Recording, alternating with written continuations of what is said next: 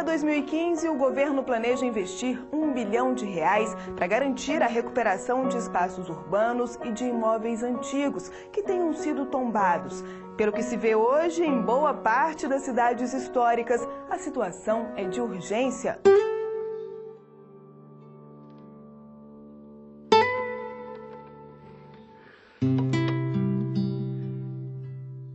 O Via Legal de hoje relembra a situação de alguns desses patrimônios de valor incalculável. De norte a sul do país é possível encontrar prédios públicos e também particulares que estão em ruínas. Os cascalhos caem, chovendo ou não. A instalação, você pega na parede do choque e as paredes por dentro minam água assim, ó. Vamos tentar entender por que, muitas vezes, nem mesmo com uma ordem da justiça, é possível impedir a destruição de bens como esta estação ferroviária. O Via Legal começa agora.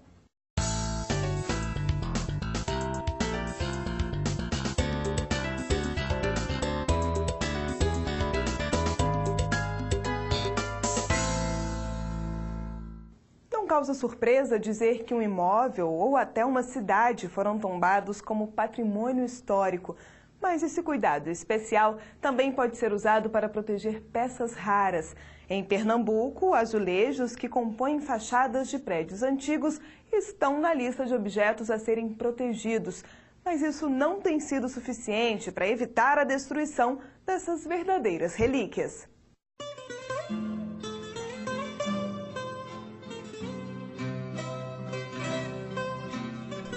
A herança da colonização portuguesa está presente nas ladeiras da cidade alta de Olinda e também nas ruas do Recife, quase sempre com a característica típica que começou com os muçulmanos. Tanto que a origem da palavra azulejo é árabe, significa pequena pedra polida. O azulejo, na realidade, essa laja, ou como dizem alguns, ele era uma pedra que revestia, e ainda hoje reveste no Oriente, inúmeras mesquitas, a protegendo das ações do tempo. No Brasil e em Pernambuco, especialmente, o uso dessa pedra polida se popularizou. Com o tempo, os azulejos deixaram de ser usados apenas nas áreas internas de igrejas e residências e ganharam as fachadas das casas. Então, nós temos azulejos aqui em Pernambuco de exterior, azulejos de exterior, e alguns azulejos de tapete interior, que recua os do interior ao século XVI. No Alto da Sé, por exemplo, foi encontrada uma pedra que data do período de Dom Manuel I, ou seja, dos inícios da colonização do Brasil.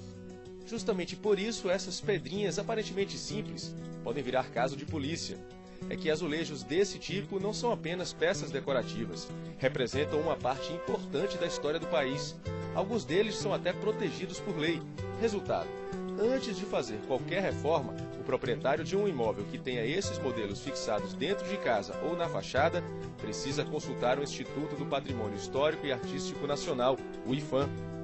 Normalmente ele tem que vir aqui, pede autorização, nós damos toda a orientação, mas visando sempre, tomando como base a preservação daquele bem cultural inventariado. O dono deste imóvel não fez isso. Ele alterou a fachada do sobrado que fica no pátio de Santa Cruz, no centro do Recife, sem qualquer autorização. Adivinha o que aconteceu? O IPHAN flagrou a retirada dos azulejos, notificou o proprietário e acionou tanto a polícia quanto o Ministério Público Federal. E o caso acabou chegando à Justiça.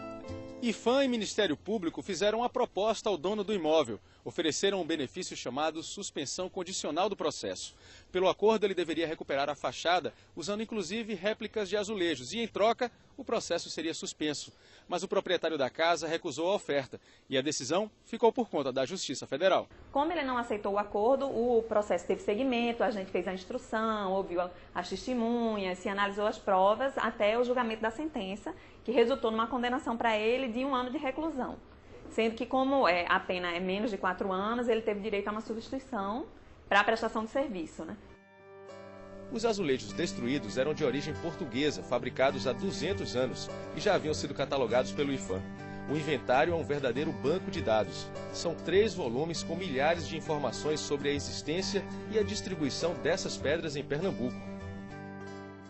nós cadastramos as peças azulejos por tipologia, por datação, por antiguidade, e que esses elementos, como os azulejos, eles podem chegar até a confirmar a datação dos edifícios históricos.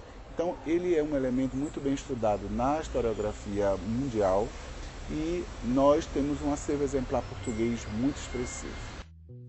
Como esses exemplares estão protegidos por lei, a alternativa para os amantes da história e da tradição é recorrer às réplicas. Os azulejos não são tão antigos, mas têm seu charme. No Recife há várias lojas como a de seu Inácio, que possui o maior acervo da cidade. São tantos modelos que ele próprio já perdeu a conta. A variedade é mais importante do que a quantidade. É melhor ter variedade do que ter quantidade. Se eu tiver quantidade, eu não vou atender. E variedade eu atendo. O pessoal que chega querendo 3, 4 pedras para conserto. Aí fica satisfeito quando encontra, né? Muito mais que pequenas pedras polidas, os azulejos representam arte, cultura e tradição. Eles revestem as fachadas das casas com uma história que precisa ser preservada. Então, a azulejaria para Pernambuco tem uma importância muito grande. É uma marca, como que vamos dizer, uma presença que lembra a presença muçulmana na Península Ibérica. São azulejos de uma variedade, de uma riqueza impressionante.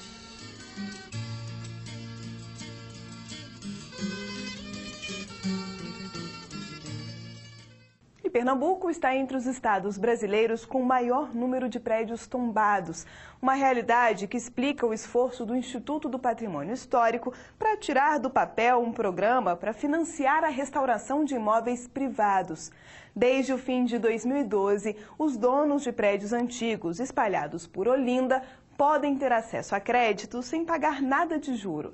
A iniciativa é nacional e será muito bem-vinda em outras cidades, como Salvador, onde a imagem ainda é de abandono. Calçadas de pedras, igrejas imponentes, casarões históricos. Esse é o Pelourinho, bairro mais famoso de Salvador, um verdadeiro museu a céu aberto.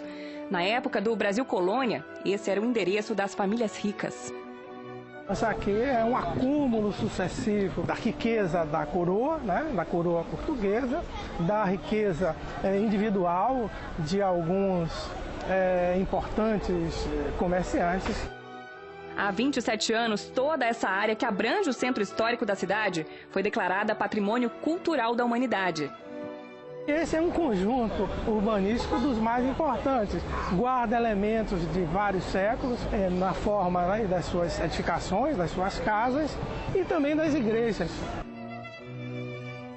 Mas o tombamento não garantiu a conservação de tanta memória. Áreas como esta, onde os casarões foram restaurados e a grande concentração de turistas, são raras. É só virar a esquina para perceber que o patrimônio está se desfazendo.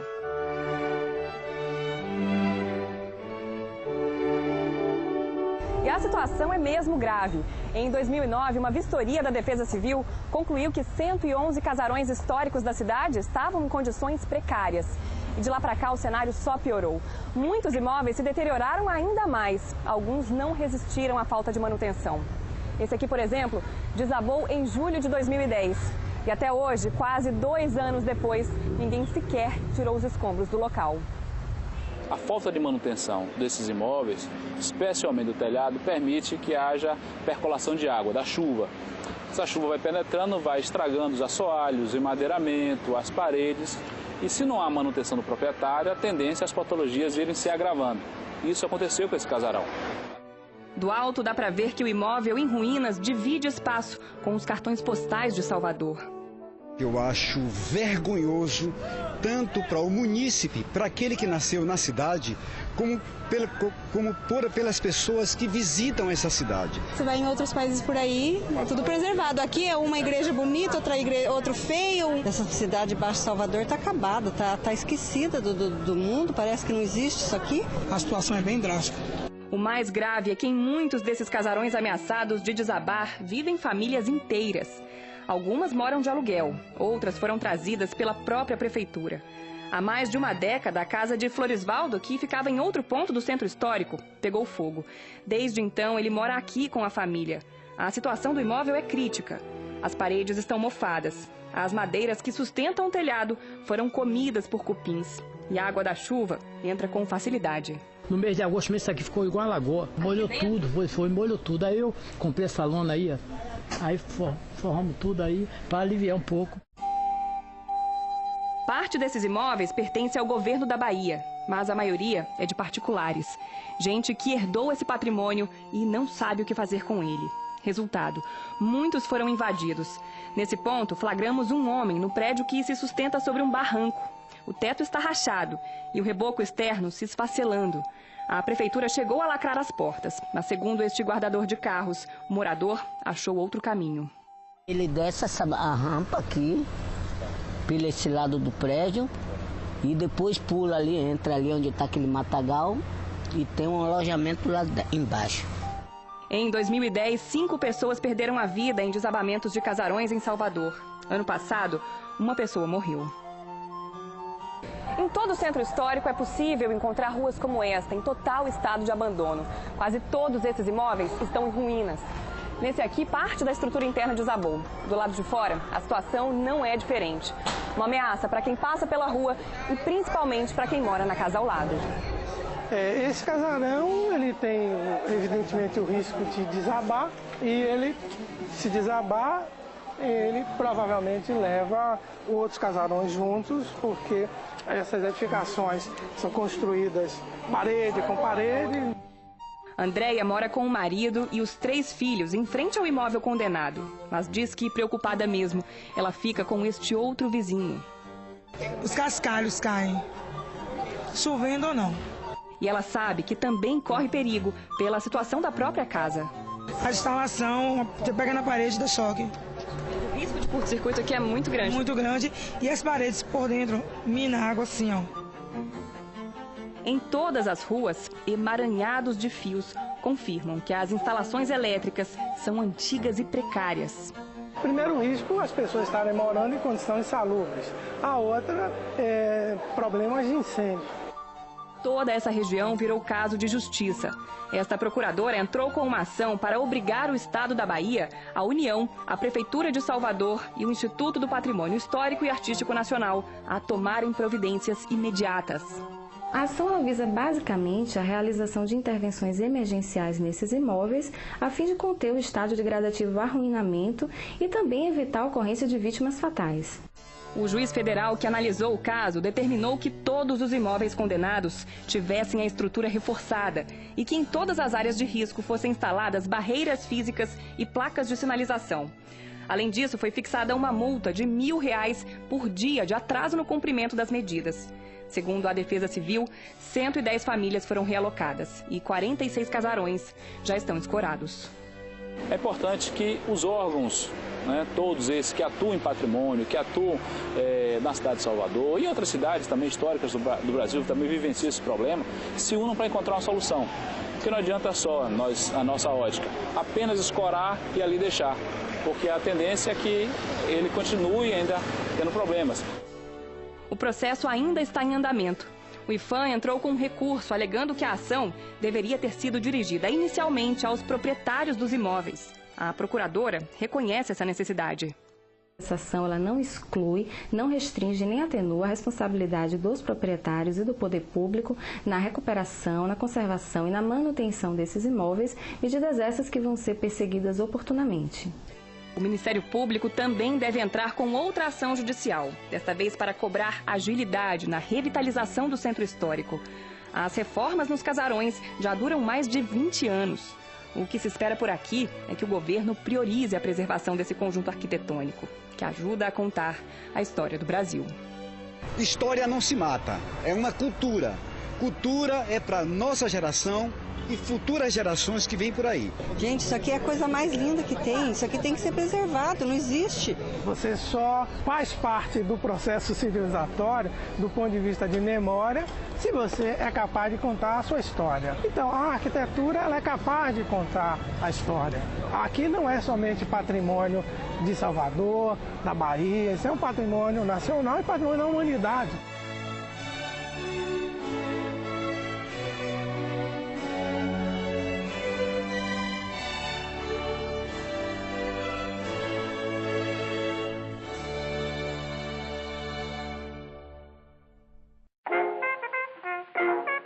a pouco tem a mobilização de uma comunidade inteira para impedir o desaparecimento desta estação. Além da história, o descaso também ameaça a segurança de quem vive na região. Eu volto em instantes.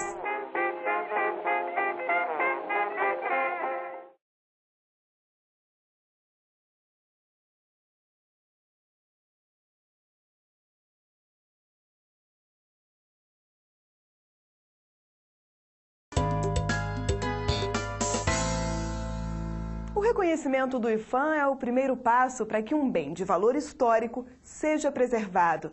Hoje, 417 mil objetos fazem parte dessa lista de proteção. E se engana quem pensa que apenas imóveis podem receber esse tratamento.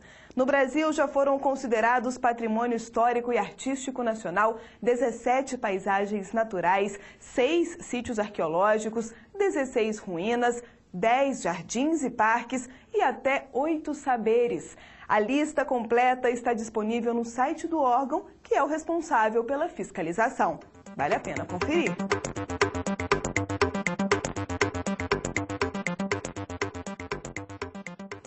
Muita gente ainda resiste, mas não cabe discussão. A reforma de patrimônio tombado depende de uma licença especial. Quem passa por cima dessas exigências pode ter problemas que vão do prejuízo financeiro a uma condenação na justiça. O exemplo que você vê agora vem de uma das cidades mais conhecidas do Rio de Janeiro.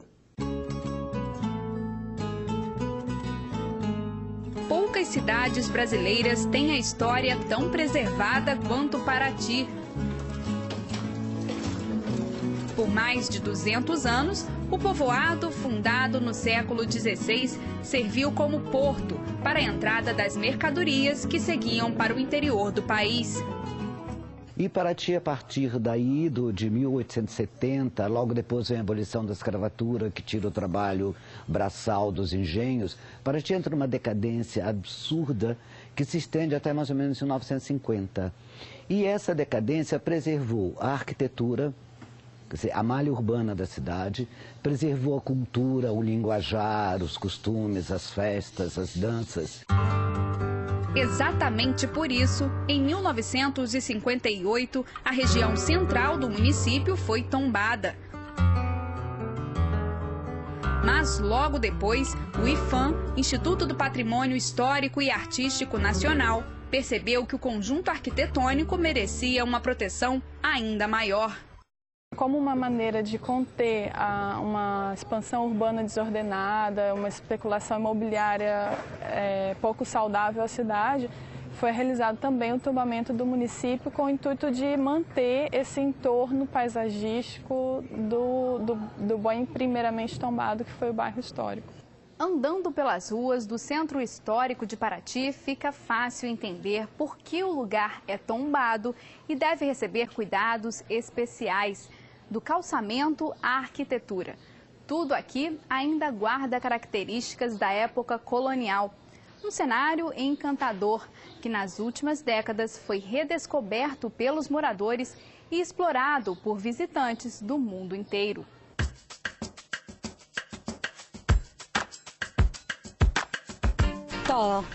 Me encantou todo. Identifico muito com as partes do sul de Portugal, onde as cores, a gente e todos os recantos pitorescos que aqui de Paraty. Tanta movimentação turística trouxe mudanças significativas para a cidade. Paraty está se desenvolvendo assim, num período de 40 anos, né? Hoje nós somos uma cidade de uma importância grande junto ao governo do estado, do Rio. O problema é que essa nova realidade veio acompanhada de um impasse. Se por um lado o tombamento do município preserva a paisagem e impulsiona o turismo, por outro essa atividade econômica exige constantes modificações na infraestrutura da cidade. Obras quase sempre barradas pelas regras de preservação. O tombamento impõe restrições, né? Impõe restrições à edificação, à alteração, à reforma dos imóveis tão integrantes do conjunto histórico. Para reformar qualquer imóvel do centro histórico, por exemplo, o dono precisa ter o aval do IPHAN. Um projeto assinado por um arquiteto ou por um engenheiro e dar entrada isso na prefeitura municipal, ou seja, a prefeitura vai verificar uma série de quesitos né, próprios da responsabilidade da prefeitura e vai nos encaminhar também. Nós fazemos a autorização, né, com esse olhar do patrimônio. Alguns moradores do centro histórico afirmam que depois de tanto tempo já se acostumaram com a burocracia e hoje até defendem a existência das regras. Numa cidade antiga, o morador tem que se adaptar à casa e não a casa ao morador. E além do mais, hoje todas as nossas casas já estão quase todas restauradas, já foram feitos os primeiros investimentos. Não é mais as casas de 40 anos atrás, como quando eu nasci aqui, que as casas eram totalmente abandonadas. Mas quem mora longe do centro histórico ainda tem dificuldades de aceitar as restrições impostas pelo patrimônio. Como o município é todo tombado, as regras para reformas valem para os 48 bairros. Já que eles não estão dentro do conjunto histórico, é difícil compreender o fato de também passar por o crivo de um Instituto do Patrimônio Histórico. As consequências para quem se recusa a cumprir as determinações do IPHAN podem ser sérias. Há cerca de 5 anos, um morador dessa rua, que fica a 2 quadras do centro histórico, foi processado. Ele não solicitou ao IPHAN, nem através da prefeitura, nem diretamente, esse pedido de reforma, esse projeto de construção. E acabou que ele construiu além do que é permitido naquela zona. O caso chegou ao Tribunal Regional Federal, aqui no Rio de Janeiro, e prevaleceu a avaliação do IPHAN. As modificações feitas no imóvel são mesmo ilegais. Pela decisão, o morador terá que demolir salas e marquises. Se quiser continuar tocando as obras, ele deverá encaminhar um projeto detalhado da reforma para análise do Instituto. Para a Justiça, apenas o órgão de patrimônio pode determinar que mudanças são permitidas nesse pedaço da história do Brasil que se chama Paraty. O grande desafio de todos nós, tanto da sociedade quanto do IPHAN, é conseguir sempre manter esse equilíbrio entre a preservação e o desenvolvimento natural, porque eu acredito que as duas coisas são importantes e que elas têm que caminhar juntas, né?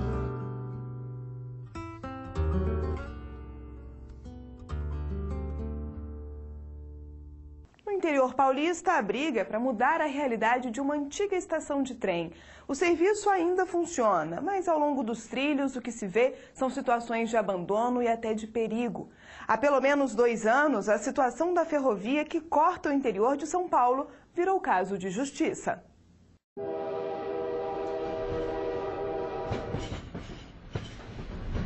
A história da cidade de Bauru se confunde com a das ferrovias.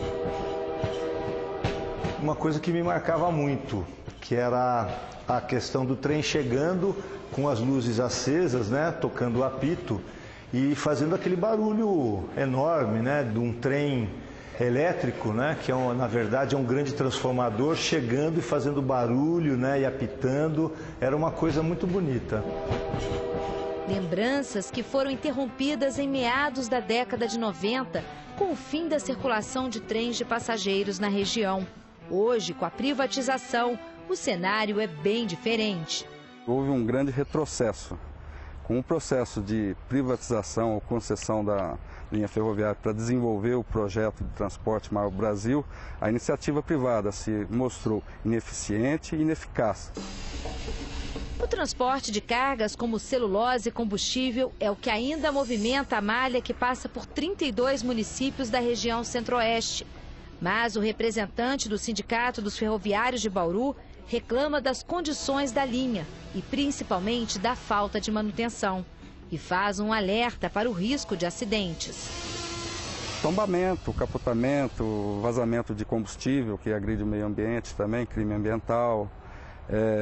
Se perde muito, né? Sem contar que vai se deteriorando, se perdendo cada vez mais o material, o patrimônio. Nós temos problemas de falta de informação, nós temos problemas de falta de manutenção, nós temos problemas de falta de capinação das passagens de nível. Há 2 anos, essas denúncias começaram a ser investigadas pelo Ministério Público Federal. Existiam vários pontos onde poderiam ocorrer acidentes por falhas de estrutura, né? Sejam dormentes, inservíveis, o lastro às vezes estava danificado em muitos pontos, né?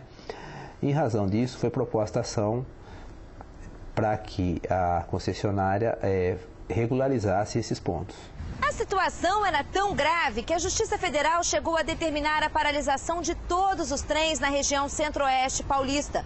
Mas a decisão foi suspensa depois que a empresa se comprometeu a fazer todos os reparos na linha ferroviária. As providências deveriam ser tomadas num prazo máximo de 2 meses. Na ação, o procurador alega ainda que a Agência Nacional de Transportes Terrestres, a ANTT, também deve ser responsabilizada por não fiscalizar e nem analisar projetos de melhorias apresentados pela concessionária. Existem trechos da ferrovia em que a velocidade, em razão dessa situação de insegurança, está limitada a 18 km por hora, a 25 km por hora, vários trechos. Porque uma locomotiva do século XVII a vapor já atingia 30 km por hora.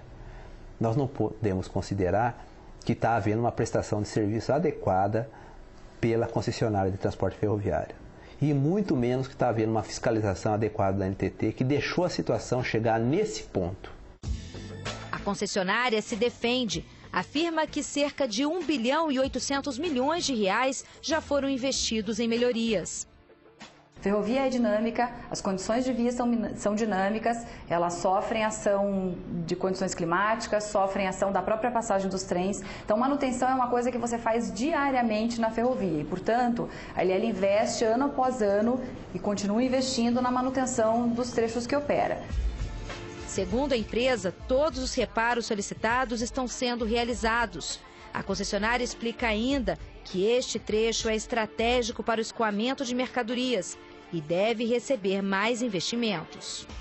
Houve um acordo feito com o Ministério Público para o implemento de algumas melhorias que o perito entendeu necessárias. A LL já fez uma série dessas obras e dessas intervenções e elas continuam sendo executadas e vão ser concluídas no prazo fixado pelo juízo.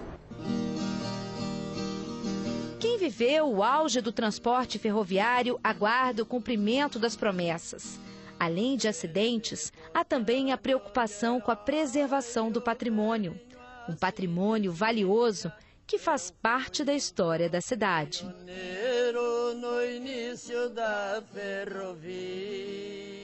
Realmente é triste ver tanta coisa se deteriorando e não parece que não tem mais volta, né? Mas diz que vão recuperar a estação, a gente está torcendo para que isso aconteça. Veja esta locomotiva, me lembro eu nativa. Ai meu Deus, quanta saudade.